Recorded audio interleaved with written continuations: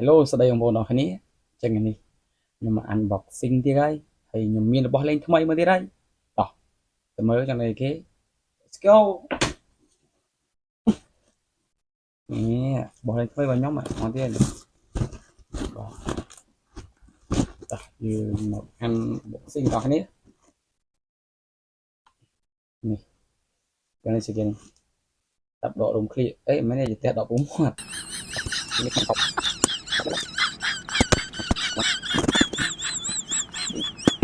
តោះយើងមកមើលរបស់លេងថ្មីរបស់ខ្ញុំបងប្អូននេះ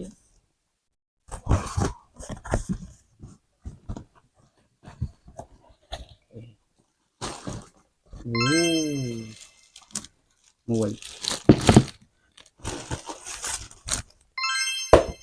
ពីរឥឡូវយើងមក review មកគូសិនអូខេចំពោះនេះនេះ MV12 នេះបោះថ្ងៃមកក៏គាត់ធ្លាប់ពាក់ដែរតែឃើញណាអូអត់អីទេ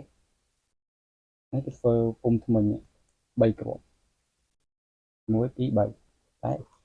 គឺមុំហ្នឹងដាក់បាក់ទេតែមិនលេងប៉ុណ្ណឹងគឺហើយវាមានត្រឹមកៅតិចគឺជាងមកទឹកចឹងណាតែខ្ញុំស្រឡាញ់ពណ៌ហ្នឹងខ្ញុំតាមរ៉ូម៉ូតនឹងយូរហើយណាស្រឡាញ់យូរហើយឥឡូវខ្ញុំទិញបានជាងទៀតអូមកជាងទៀតធ្វើថ្មតែមកក្បប់ឯងគេធ្វើស្អាតមុំទេខ្ញុំអត់មានខ្វល់ច្រើនទេបាទឧទាហរណ៍ហើយយើងទៅមើលអានេះគឺស្អាតជាងបាទនេះគឺជា MV13 ឯង13នេះបាទមិនต้องចៃដើមកាយនៅដើមដែរបាទការនៅល្អ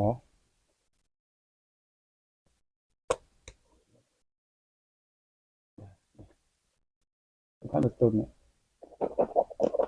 ទុនខ្លាំងស្អាត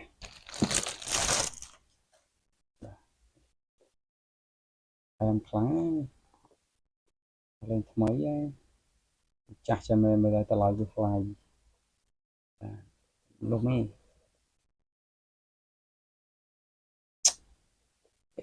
នេះគូនេះឲ្យប្រកាសបានយូរទៀតខ្ញុំមិនហាត់តាន់ដេទេពាក់ឲ្យណាណៃសិនទៅហេចឹងរបស់លេងញ៉ាំនេះមានពីរគូហ្នឹងបាទនេះ FG នេះ AG Pro គេមានប៉ុណ្ណឹងទេវីដេអូបាយអរគុណជួបគ្នានៅវីដេអូក្រោយបើសិនជាមានអឺរបស់លេងថ្មីទៀតខ្ញុំនឹង unboxing ឲ្យបងប្អូនទស្សនាទៀតបាទតែប៉ុណ្្នឹងសិនហើយបាយបាយ